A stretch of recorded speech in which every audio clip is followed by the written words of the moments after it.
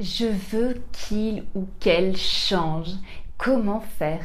Bonjour à toutes et à tous et bienvenue si vous ne me connaissez pas, je suis Esther Valentin, votre coach spécialisée en vie sentimentale et aujourd'hui j'aborde ce sujet basé sur cette phrase qu'on peut si souvent entendre, mais je veux qu'il change. Quand je dis il, ça peut être il ou elle évidemment. Ce je veux qu'il change, qui arrive dans la plupart de tous les couples. En tout cas, ça peut être surtout sur les couples durables où on a envie de ce changement de la part de l'autre.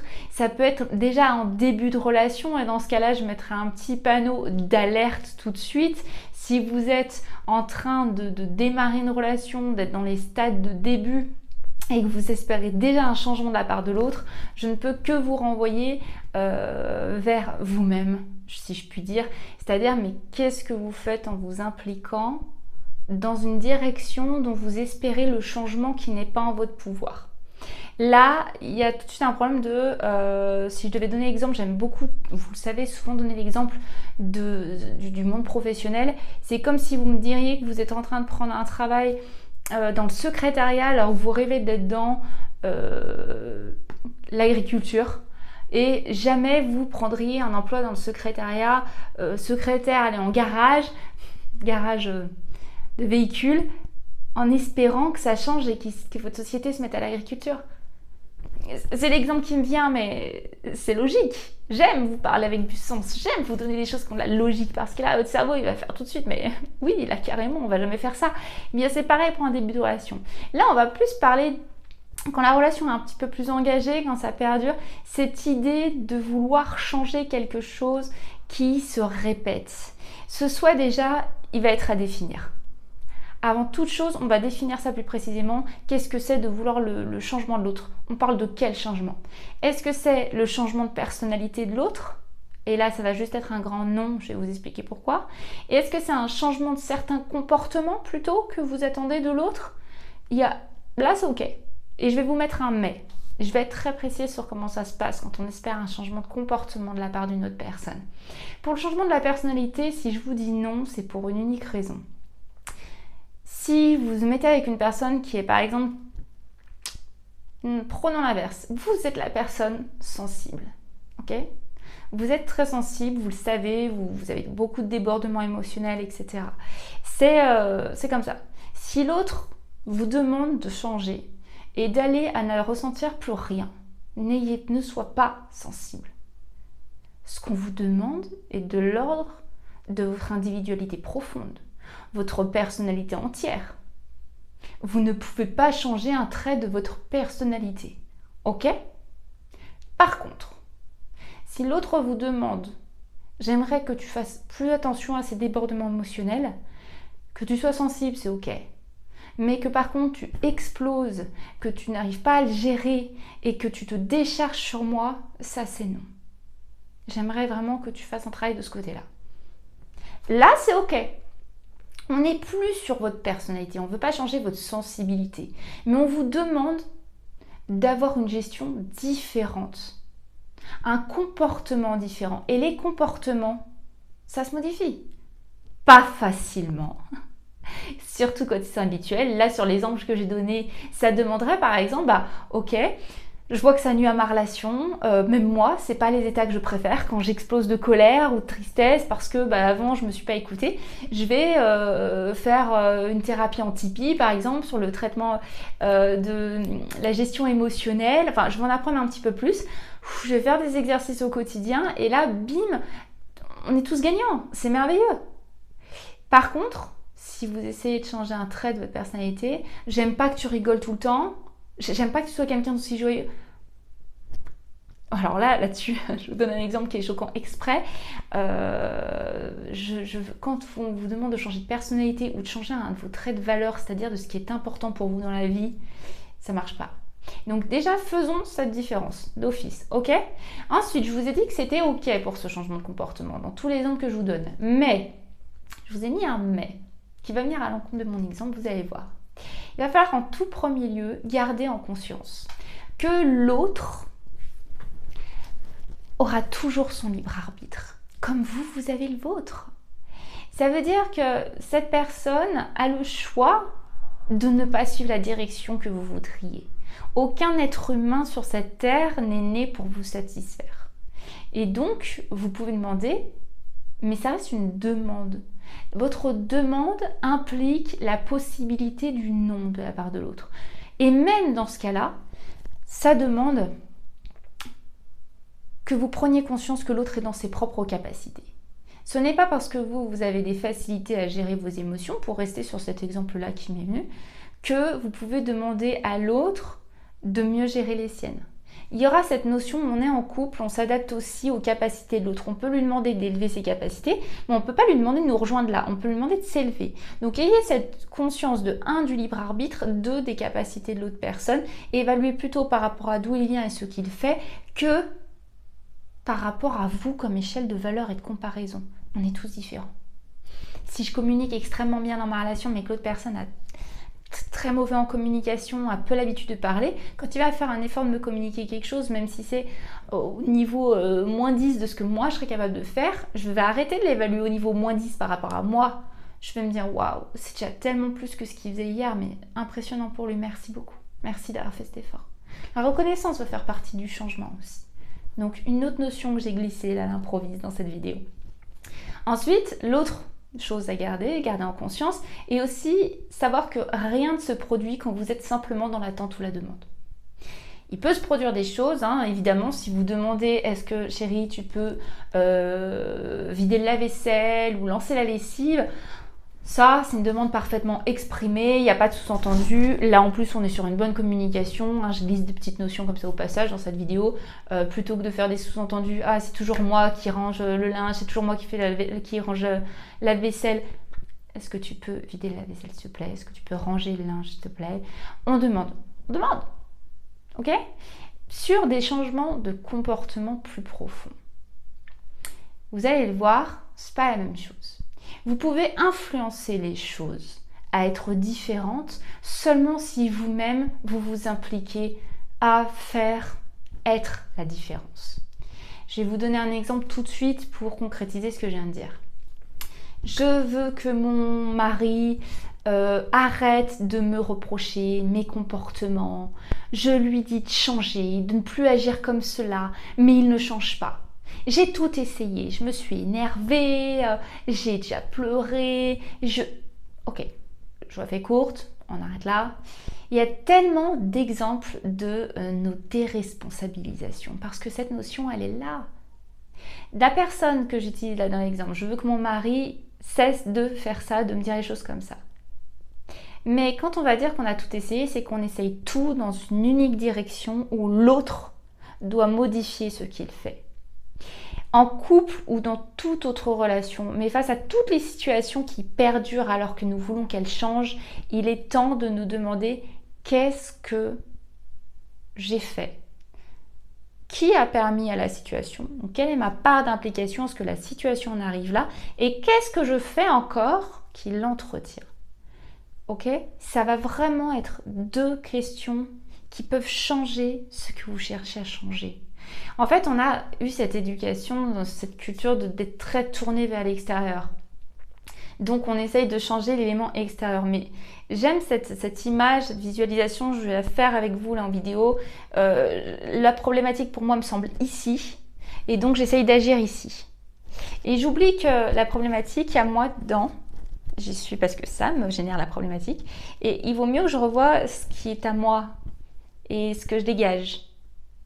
Et en fait, il faut prendre donc ce pas de retrait, se recentrer sur soi et se demander mais comment je fais? Donc comment on réagit quand on cherche ce changement qui nous serait bénéfique de la part de l'autre, dans les comportements, pas dans les traits de personnalité, vous l'avez compris maintenant. Ça va être d'observer votre manière d'agir. Et oui, on est des adultes ici. Sur cette chaîne, on est dans du développement personnel. Parce que quand on attend de la part du monde extérieur les changements qui seraient bons pour nous-mêmes, nous sommes complètement déresponsabilisés. Et on n'a pas du tout le sentiment d'avoir une puissance personnelle sur sa vie. Moi, ce que je veux vous ouvrir à l'esprit, ce que je veux que vous ayez comme nouvelle perception, comme graine plantée après cette vidéo, c'est d'entrevoir que vous avez plus de puissance personnelle, mais souvent là où vous ne portiez pas d'attention, mettant jusqu'à aujourd'hui toute votre attention sur l'extérieur. Donc observez votre manière d'agir et de réagir. Quel schéma, quelles habitudes vous avez? Comment vous réagissez à chaque fois? Là, pensez à cette situation que vous voudriez changer. Comment à chaque fois vous fonctionnez? Comment vous avez fonctionné jusque-là? Quel état émotionnel? Qu'est-ce que vous ressentez? Quels mots vous utilisez? Quel ton vous utilisez? Quelle attitude? Qu'est-ce qui fait partie de vos actions et de vos réactions dans la situation? Quels sont vos propres comportements en fait? Quels sont vos choix qui participent à l'entretien de cette situation? Et cette dernière question, comment vous pouvez faire différemment? Comment pouvez-vous expérimenter de faire différemment? Je reprends l'exemple de cette femme avec son mari. Je veux que mon mari arrête de me reprocher mes comportements. Je lui ai dit de changer. Je lui ai dit de changer, je lui ai dit de changer, je lui ai dit de changer. Donc à chaque fois qu'il me fait un reproche, si on gratte un petit peu avec cette femme, elle s'énerve, elle réagit, elle saute dedans. Probablement, et là il faudrait voir tout ce qu'est la gestion du conflit dans le couple, il y a eu certainement une attaque sur quelque chose qui est déjà une faiblesse chez cette personne, mais bref, on n'est pas là pour ce sujet-là. Il y a quelque chose qui l'a fait réagir et sa réaction est toujours très forte, très impliquée émotionnellement.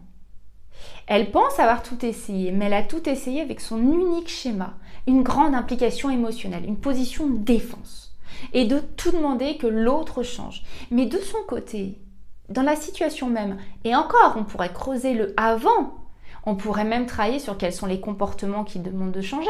Est-ce qu'il y aurait légitimité aussi à changer? Et là, on va passer ça, on va en être sur la situation même, les moments où il y a la colère, les moments où il y a les reproches. Eh bien, cette femme pourrait peut-être, une direction à prendre, reconnaître quand ça la percute, ça la touche, faire une grande inspiration et essayer de réagir complètement différemment. Un ton d'humour, ou un petit rappel de quelque chose de tendre, j'imagine une réponse comme je sais que t'aimes pas, mais je sais que tu m'aimes. Quelque chose qui vient juste, on parle de désamorcer le schéma habituel. Reconnaître le schéma qui fonctionne pour toujours dire ça marche toujours pareil. Dans ce toujours où deux êtres humains sont impliqués, il y a notre implication. Si on change dans cette tour qu'on construit à deux, si on change un pilier, une réaction, un choix, un moment, on est déjà en train de changer le monticule qu'on était en train de se faire, généralement le conflit qui se répète. Eh bien c'est ça le changement dans la vie. On est en train de s'impliquer dans le changement qu'on recherche chez l'autre. On va pousser un petit peu plus loin. Quand je vous donne une notion de pas vers l'autre, comme je suis en train de le faire en ce moment, je vais vous expliquer ce que ça implique. Faites un pas vers l'autre pour avoir le pas que vous recherchez. Un pas vers l'autre pour offrir l'opportunité qu'il en fasse, cette personne en face de vous, qu'elle en fasse un aussi dans votre direction.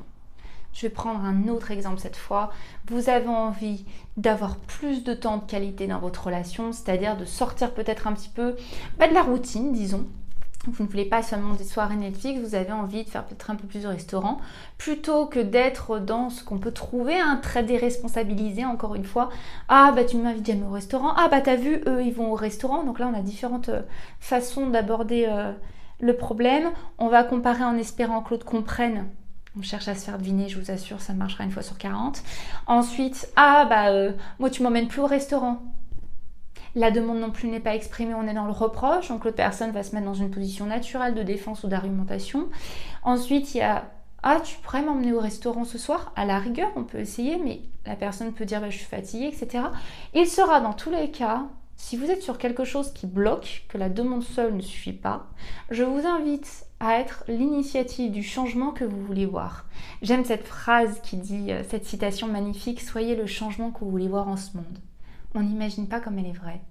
Elle est applicable dès la relation de couple, elle est applicable vraiment dans tout notre quotidien, mais là, elle est parfaitement à sa place dans cette vidéo et dans le concept qu'on voit ensemble.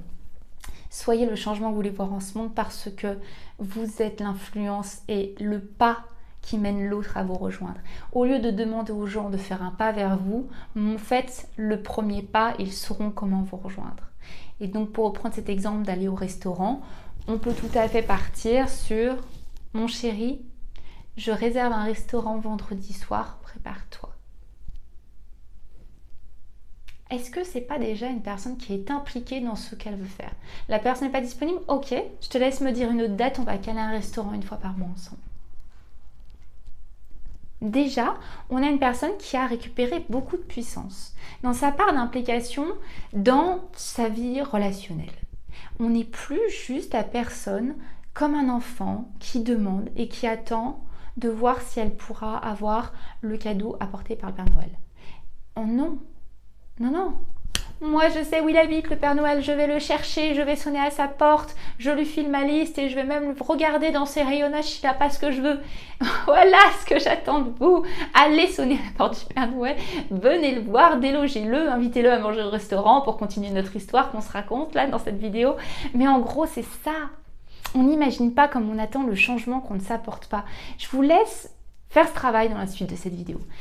Posez-vous, repensez à une situation qui se répète, quelque chose que vous attendez là du changement de la part de l'autre, et pensez vraiment en termes pas de culpabilité. On n'est pas là pour ça, la culpabilité, c'est pas le but du développement personnel. Culpabilité d'avoir agi dans le passé, de ne pas avoir réagi avant. À quoi ça vous amène? Le passé, il n'est pas modifiable. Je vous amène vraiment à vous dire, tiens, comment je récupère encore plus de puissance aujourd'hui, que j'ai eu la capacité d'entendre des nouvelles informations, des nouveaux concepts, d'ouvrir ma vision des choses. Je vous demande en fait, de quand vous voyez votre situation comme ça, à travers mes vidéos, je veux juste vous aider à les voir ne serait-ce que comme ça. C'est déjà plus large.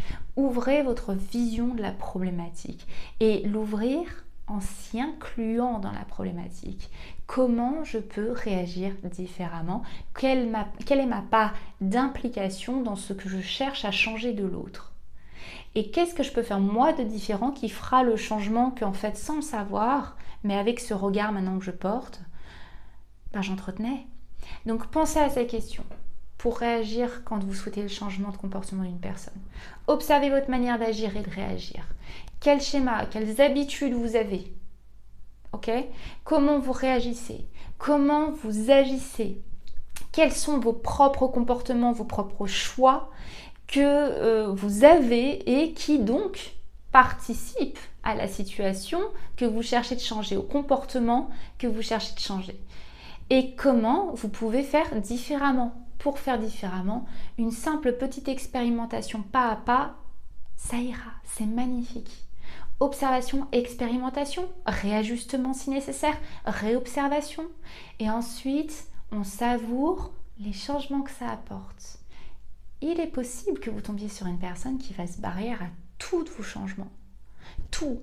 Mais si vous êtes vraiment dans une relation avec une connexion avec l'autre, restez complètement hermétique à tout ce que vous entreprendrez, c'est quand même, on va partir sur une autre problématique.